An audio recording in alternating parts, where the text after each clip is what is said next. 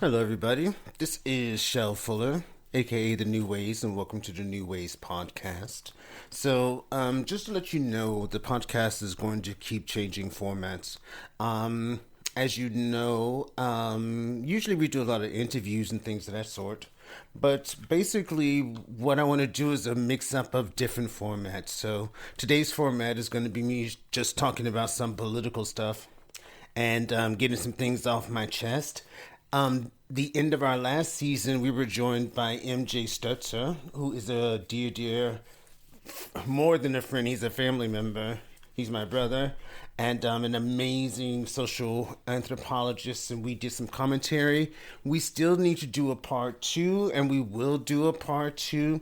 But you know, there are sometimes things that are more important in life, and right now, my brother is working on getting his PhD, which I'm very proud and I'm happy and I'm thrilled that he is actually achieving this goal, because it was something that was been important for him, to him, for a long time. And not only was it an important goal for him, he's just fucking good at what he does.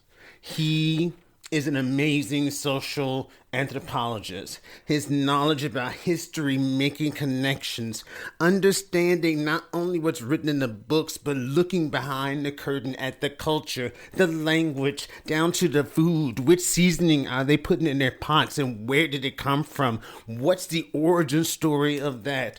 He is an amazing, brain in terms of things like, in many ways, yeah, but in that he's excellent. So he's focusing on his papers, and so when he has time he will join and we'll do a part 2. But until then, you gotta deal with my black ass, so that's what we're gonna do. So today actually marks basically a month since Trump has come into office in the United States. And we got to talk about some shit, because shit is popping off. We knew it was going to pop off, but it's like it's like that uncle who put too much lighter fluid on the barbecue pit and he gonna throw a match. The uncle done went out of crazy. He done went crazy because he done fucked up the yard, the house, the neighbor's house, the power lines on fires. There's a squirrel that just ran by on fire. I think he may have put too much lighter fluid in the barbecue pit. And, shit's a little bit out of control. We knew it was going to be out of control, but it's really out of control now, so,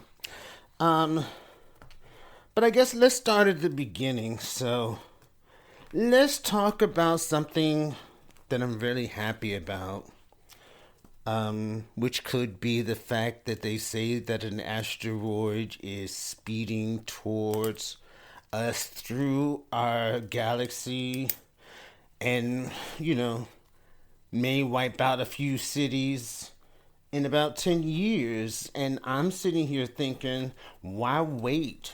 Why are we waiting 10 years? Because to be honest with you, if shit keeps going this way, I need that asteroid to come down now. Just take us out. Just take us out. Just fucking take us out of our misery. Pull the dinosaur and just like, bam, ash, fire, brimstone. Because it's obvious that we, as a society, as a global society, we've lost our motherfucking minds. With Trump basically blaming Zelensky for the war, I was like, wow. We talk about the N-word, which I have no problem with saying, but I'm just gonna not say it. But we talk about that word, the N-word, and people ask, sometimes, so what does that word actually mean? Like when I look it up in a dictionary, what does it mean? And really, if you're thinking about the N word, Donald Trump is the perfect embodiment of that word. That's what he is. That is exactly what he is. That word, even though used to describe black people for years, for back in slavery, to try to label black people as lazy, has never ever actually matched black people at all in no way, shape, or form. Because if that were the truth, there would be a lot of naked people running around the original colonies in America because there would have not been no cotton to be found if black people were lazy. Um, the other day I was thinking, I was actually playing around with that AI tool from China that has been beating everybody else's ass, and I wanted to test it out. So, and then I had this thought, and I was like, okay, so America was founded in 1776. We all know that. I was like, when were the first slaves? When did the first slaves arrive in North America? I mean, not associated with the founding of the USA, but on the continent. And I found out that the first slaves, there were 20 of them, delivered by Portuguese merchants. They were taken from Africa to North America. And that was the first time that people were sold as slaves. I think they were sold them to some traders. And that was in 1619. That is about 157 years before the United States was founded. And then I thought, okay, good. So 17, so that's 1619, 1776. Okay, the slavery was abolished in 1865. So from 1619 to 1865 is about 245 years. Okay. And then I was thinking, how long has white people been fucking with black people in total? I need a number because it's been a rather long time. Even without the number, I know that white folks have been fucking with us for a very long time because I know white folks fuck with my mama, they fuck with my grandmama, they fuck with my great grandmama. So that's already proof that white people have been focused on fucking with black folks for a long time. So I did the math. So from 1619, which is when the first slaves ever arrived on the North American continent and were sold, up until 2025, it has been 406 years. 406 years. And y'all not bored yet? Like, y'all not tired of it? I mean, that's a bunch of laser focus. I mean, 406 years? You focused on people of color and just making sure that they don't get what they don't deserve, they don't get what they deserve, that when they work hard, they still don't get nothing. And you have been you have created and are creating now and will create in the future systems and structures to continue to oppress people of color. And this has been going on for 406 years. My thought is just like, I would have given up because after 406 years, We ain't gone nowhere. Black people still here, Latinos still here, Asians. So, you mean to really tell me that over a 406-year period, you have not been able to achieve your goal of 100% total domination? Oh, you've managed to make the lives of people.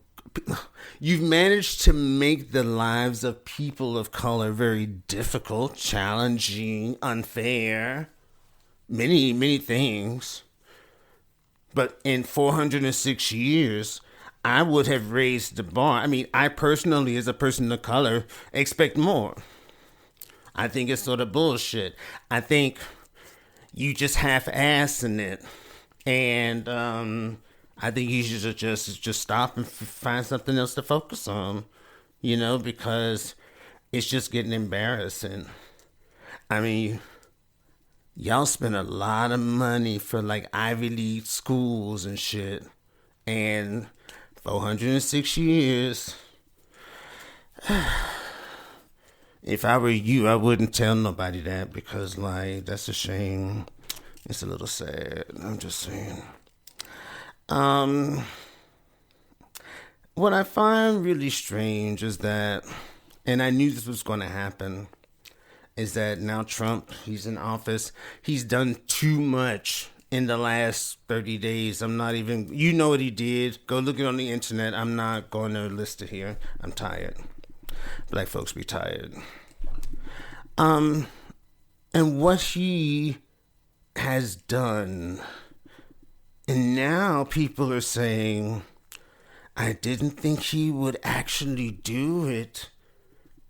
But then I saw a woman on the news on CNN, and she said it properly. She said, it's not that you didn't think he was going to do it. You didn't think it was going to affect you. And now that it's affecting you, now you're pissed off. And this really ties into the amazing increase in narcissism in America. So, you didn't think that he would actually do it? That's a lie, because you know he did. The first time he ran, he got in office, and what did he do? He started immediately doing some of the crazy shit he had promised during his first campaign. And now he's run again. And now you say, we didn't know. Of course you did. This is his second term. You cannot hide behind the lie that you didn't know. Because you knew. Because he's done it before. He was our president for 4 years already. Before Biden. You block that out? It's like, but just think about it in this way. So say you and I are friends, and we get into a heated argument. Now, you've known me for a long time, so you also know that I can be overly fiery when I'm upset, And as part of our argument, I say to you on the phone, I'm going to come over to your house. I'm going to come in your house. I'm going to lock all the doors and windows. I'm going to set the house on fire with you and me in it. And I'm going to burn the motherfucking house. I'm going to burn the motherfucking house down. Now, you've known me for a long time, so you generally think, yeah, that's just him talking shit. But because I said it, there is a possibility that Shel might actually come over and do that shit if he is maybe more upset than I thought. So, although I am pretty much 100% sure that is not what he's going to do, he's just talking shit because he's upset, I should still at least be prepared in case he does just pull up to my house and start kicking in doors and locking people down and breaking out gas cans and matches. I should at least be prepared, right? That's what you would think. I should at least, I mean, if you're going to burn down the house, I should at least prepare 2 glasses of water so we can drink something, or like a wet rag or something to hydrate, a humidifier. Prepare something. Because in the argument, I did say it. Now, in real life, you know me, I'm not going to come and do that. And you are 100% correct that you don't need to prepare like for a full war, but you want to at least probably stay in the living room that faces your driveway so that you can see the car pulling in and at least get yourself in motion in case you are wrong. And no one is prepared. And now they're running and saying, I didn't know. Yes, you did. Yes, you did. Lying motherfuckers, you did. This is what I mean. White people, I was trying to think of the best word to describe white Americans. And the best word is, well, the most appropriate word is audacious. And I'm not talking about all white Americans. I have a brother who's a white American. I have friends I've had in my life since I was like 14 and 15, still friends to this day, who are white Americans. But there are a lot of you all out there who just didn't. I was like, wow. Because what I thought was like, I thought of when you go to vote, you have the possibility to usually vote in local elections, so county or district or whatever it is in your state or area. Then you have state elections, so for the state legislature, and then you have the federal elections for president and things of that sort. And in the past, the idea, or at least one of the thoughts behind our electorate system in the United States is that state and local, you vote for people to bring them into office who have an interest in things that are really personally going to affect you. Because on that level, those people can affect change. They can do it quicker because they're local. They also probably, or they may understand why it is you have a certain position about something because they are also local. They may not be in your city, but they're at least in your state.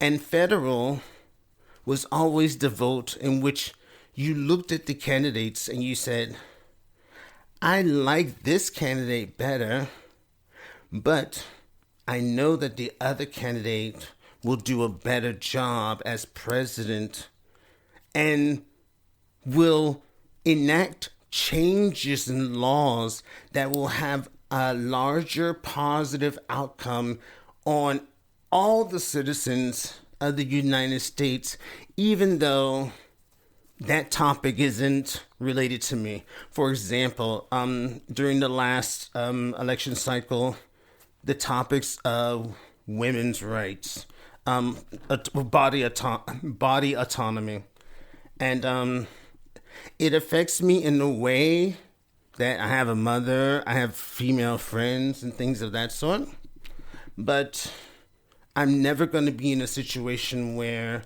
I'm pregnant, laying in a hospital, with doctors standing around me, not sure what they can do or if they can do something based upon the current laws, and that my life is at risk because there are laws enacted that stop me from actually making choices about my body and stop doctors from being able to provide the necessary assistance to save my life because they're not sure if they're going to go to jail or lose their license. So in that way, it's not a topic that's going to directly affect me.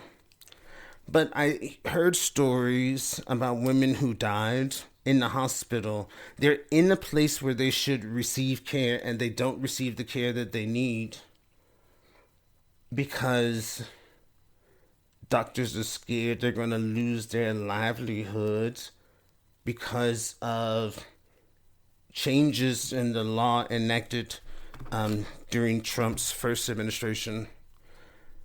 And when you hear stories like that, and you hear that Kamala Harris, she has worked on those topics and she understands that topic and it's something important to her, that's the moment when you look and you say, okay, this topic is not going to directly affect me as a person in any way, being a male, but wouldn't it be amazing for every woman not to be concerned about losing their lives based upon laws, U.S. laws that were changed and championed by a fucking crazy man? Because I want people to live, and I want people to be able to live their lives to the fullest, as long as they are supposed to live on this earth. And so the federal vote, or the vote for the president, was always the vote in which you knew this vote is not in self-interest. It's not directly. It is what is going to be best for the country.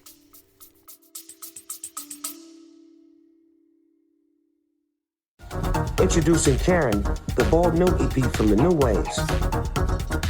This EP dives deep into the cultural phenomenon of the Karen stereotype, transforming social commentary into a rich, rhythmic experience. With its keen awareness of societal trends, the New Ways takes you on a sonic journey that's as thought-provoking as it is immersive. Each track isn't just music, it's a conversation, reflecting the pulse of our times and challenging perspectives. Engage with Karen, an EP that resonates on a profound level, inviting you to dance, reflect, and question. Now streaming on all major platforms.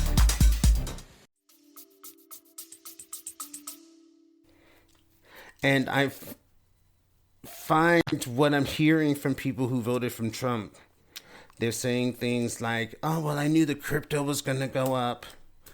That money, come on. So you're telling me you're willing to choose money over people's lives? Okay.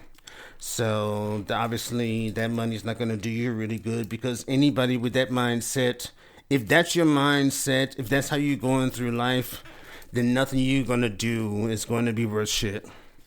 It's not going to be worth shit. How can you go through life saying money's more important than women's lives?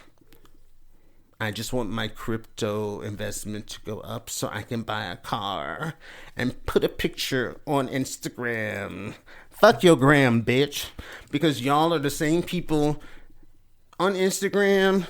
You're like, I'm traveling everywhere, but I never see a picture where you're traveling because you're too busy pointing the camera at yourself and taking pictures.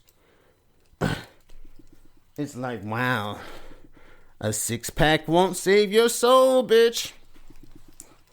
But so that's one of the things I was thinking about. And I was like, also thinking, I was really sort of disappointed because I really thought that white women were really going to come through this time, because y'all talked a good game before election day. Y'all talked a really good game.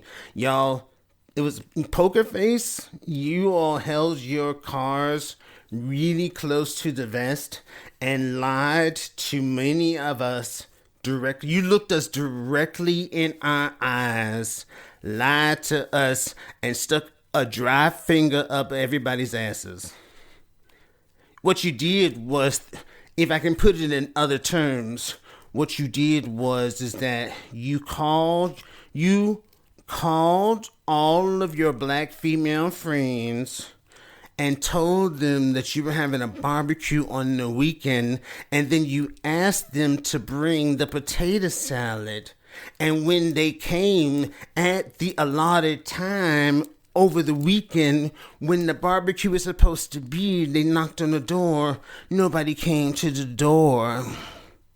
And when they went around to the side gate was locked too.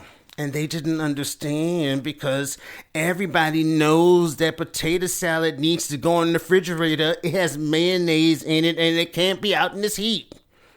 But y'all left the potato salad out in the heat. That's what white women did. You let the black women stand outside with a good ass bowl of potato salad, and you let it go rancid in the heat because you weren't home.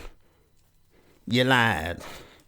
Because that curtain closed, and all of a sudden, nobody was there. And what happened? Oh, well, I guess, I should vote for Kamala, and I told everybody I would, but, I don't know. Are we ready for a black woman? Are we ready for a black woman? I guess the real question should have been, are we ready for a convicted felon as a president? Isn't that really the real question? Are we ready for a convicted felon as our president? Well, we have the answer to that now. I didn't want an answer to that question, but I really would have liked to seen if America was ready for a black president by having Kamala Harris actually prove that America has been ready. But don't call us, don't invite us to no barbecues. We ain't bringing no more potato salad. You still owe me money for the potato salad that I made last time. So no, we ain't doing that no more. But I really thought that white women were going to come through, because there's so many topics that are really related to women, not just the body autonomy, but a lot of things. There's still a lot of work that needs to be done on the glass ceiling when it comes to women in normal everyday business life. Women are still not getting the support they need, especially if they live in rural areas. They're not getting the financial support. There's no infrastructure there. There's for things like adequate daycare so that people can go to work, or after school programs. My brother and myself also, we participated in after school programs. And I will tell you, it's something that I think as a child, you think, I'm just going there after school, I'm having fun, I'm going to do my homework, I'll get some support, then I'll play with my friends, and you think of it in that way. But when you get older, you start to realize those after school programs are amazingly important. They give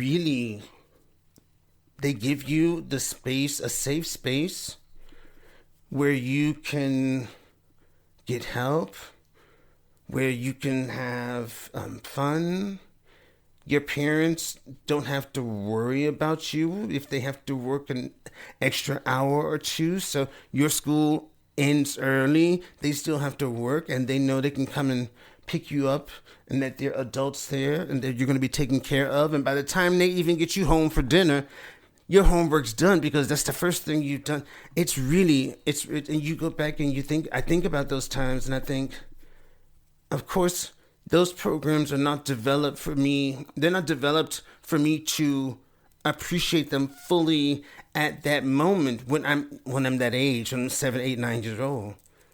But it is something if you reflect on, you think, wow, every child should be able to have a safe environment to go to after school, and allow their parents to not have to juggle or make constant changes to their work schedules or talk with colleagues. just to be able to, because they have to work an extra hour or two because school lets out early. So that's all that stuff, is just gone. So many topics. And I really I thought white women were gonna come through, but you didn't. So I think one of the things that white women should do, since you didn't come through on the Trump vote, obviously, so that doesn't interest you, to the point that you actually voted against your own interests, in terms of you voted for someone who really wants to control the female body, and he doesn't really give a fuck about the female body unless he's grabbing pussy. So y'all didn't come through for yourselves in that way. And I was like, wow, that's interesting.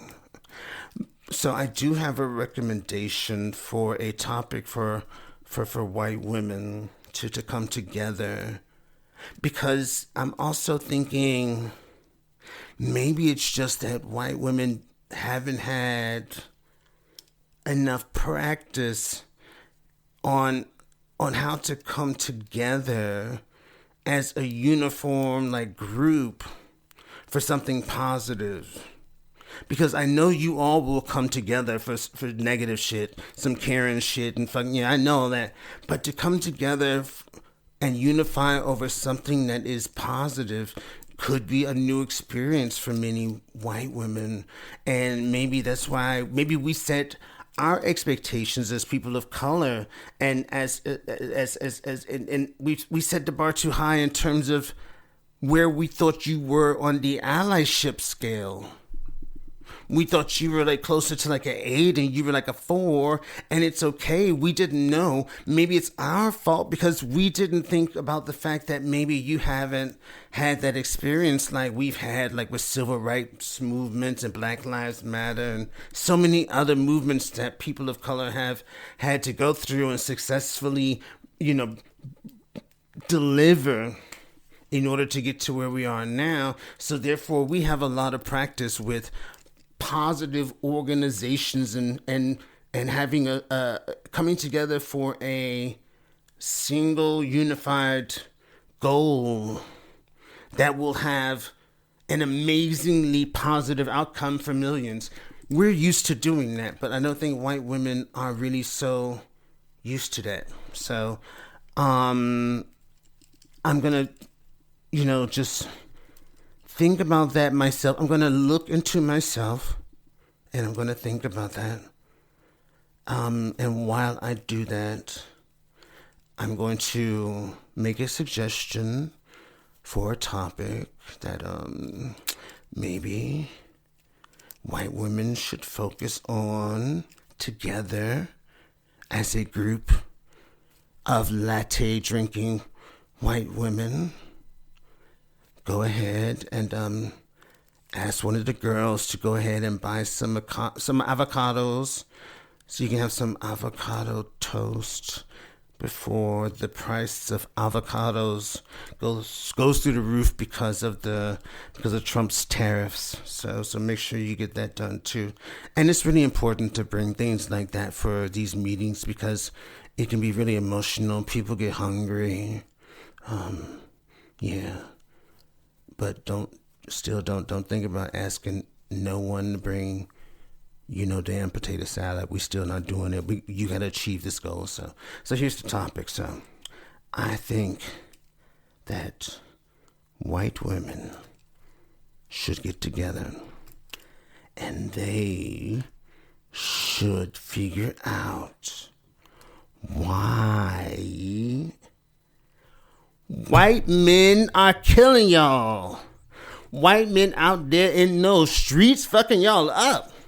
And y'all ain't doing shit.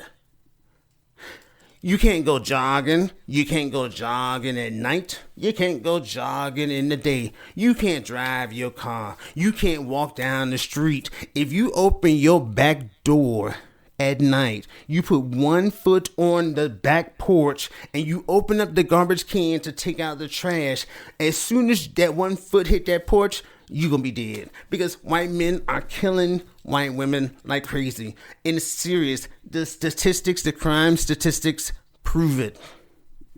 So maybe that is a starting point for you all, so you can focus on yourself. You don't even have to worry about the people of color. We got everything under control. It's difficult times now, but we got Jasmine Crockett. She up in there. We got ALC.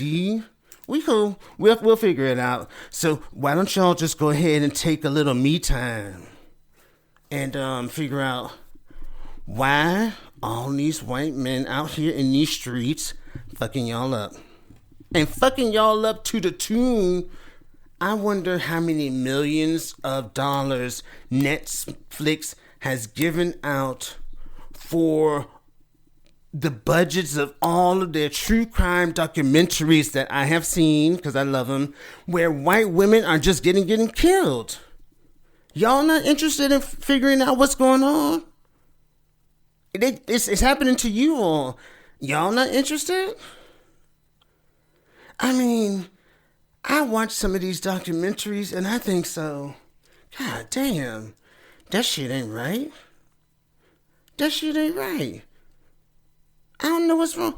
I have never in my life, okay, I just don't know when adding murder to a list of possible solutions, like adding murder legitimately to a list of solutions to a problem, I don't know when that became acceptable. But obviously, there are a lot more people out there than I had thought who actually believe and feel in their heart of hearts that if they had to make a list brainstorming ideas on how to solve a personal problem, that if they were going to write a top 10 list, that murder would actually land somewhere on that list. Legitimately, not as a joke.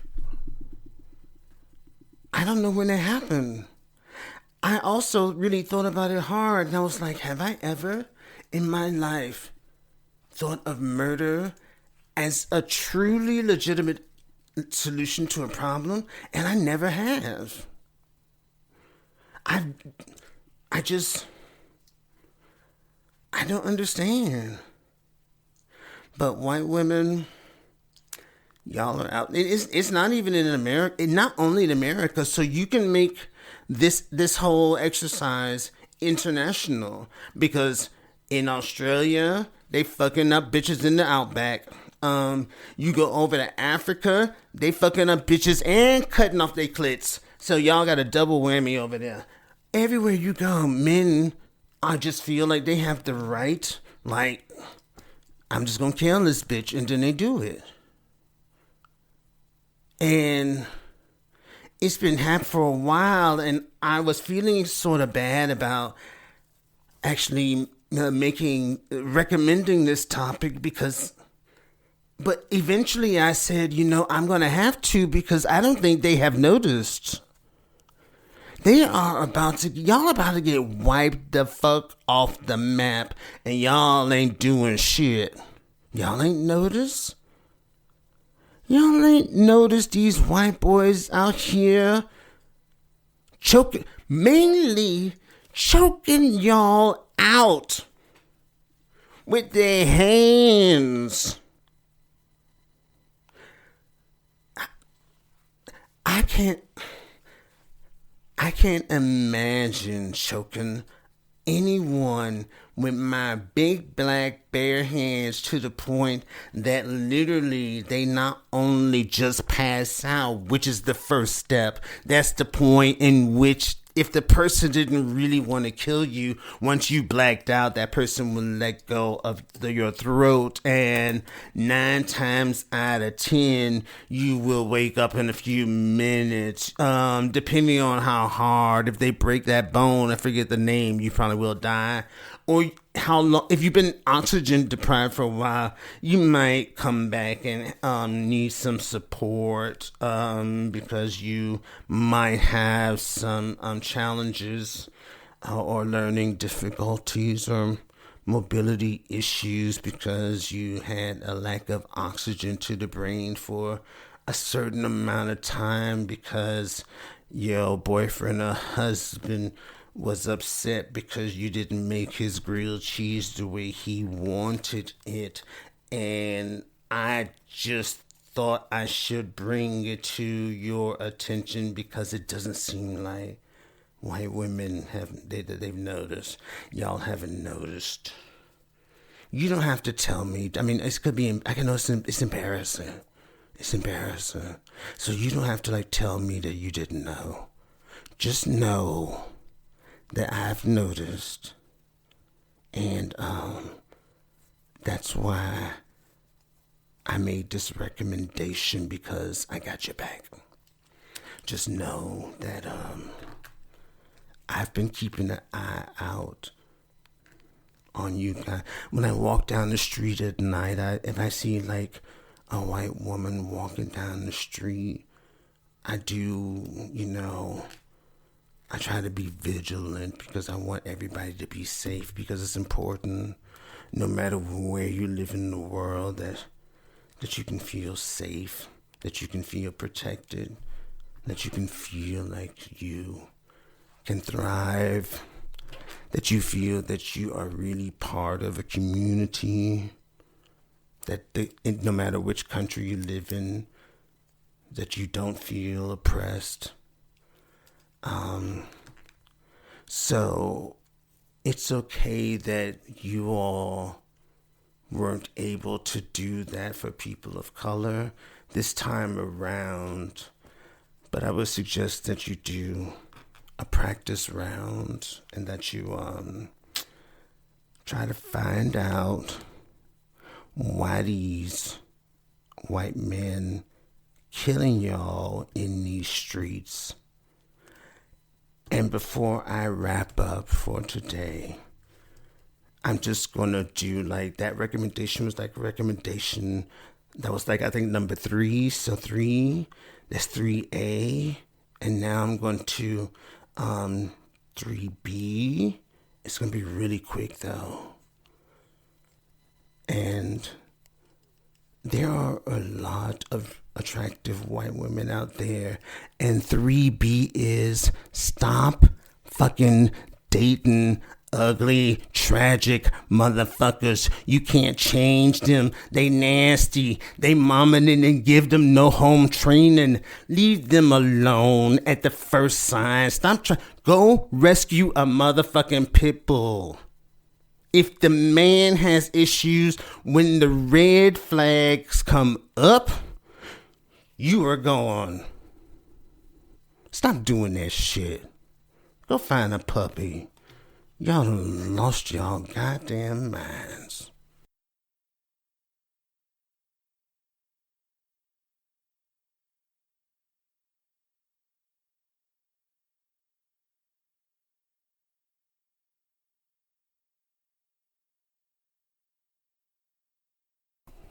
Hello everyone, this is The New Ways. Putting together this podcast is a great passion of mine. I love talking to new people, learning new ideas, hearing about people's creativity and thoughts and how they feel and how they shape the world. We kindly would ask you for your support in making sure that we can continue this podcast, and you can support us by donating whatever amount you would like. You can do that through PayPal by going to paypal.me/thenewways. If you're not able to donate monetarily, that's totally fine. Then we would kindly ask you to share this podcast on your social media, on Facebook, Instagram, TikTok, and just pass the word out and let people hear that we're doing a good job, that you're enjoying the podcast, And that's also another way you can really support us. Thank you for listening and have a great day.